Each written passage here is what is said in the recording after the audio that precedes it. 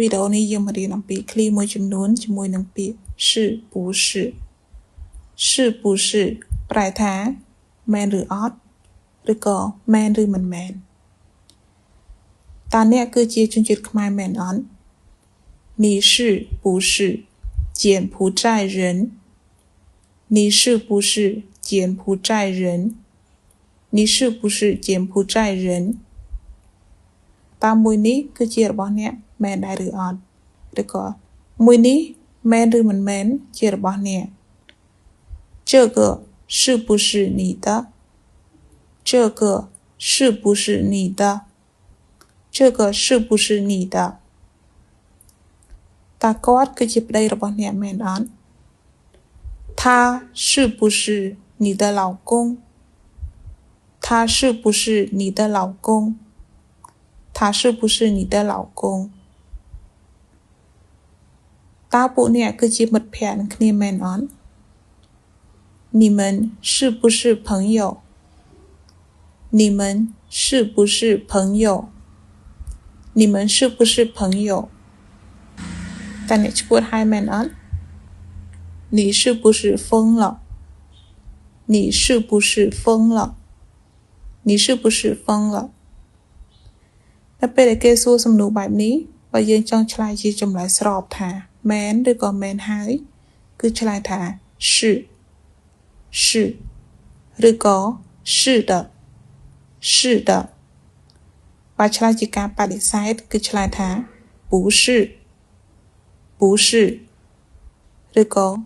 不是的不是的ធ្វើការបន្ត继续工作继续工作继续工作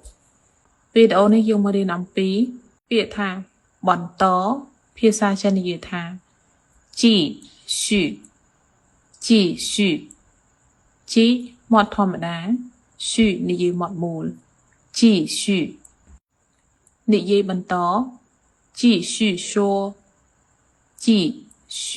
说继续说ធ្វើបន្ត继续做继续做继续做មើលបន្ត继续看继续看继续看ស្ដាប់បន្ត继续听继续听继续听លេងបន្ត继续玩继续玩继续玩ធ្វើការបន្ត继续工作继续工作继续工作ពួកអ្នកបន្តទៀតចុះ你们继续吧你们继续吧你们继续吧ខ្ញុំទៅហើយពួកអ្នកបន្តទៀតចុះ我走了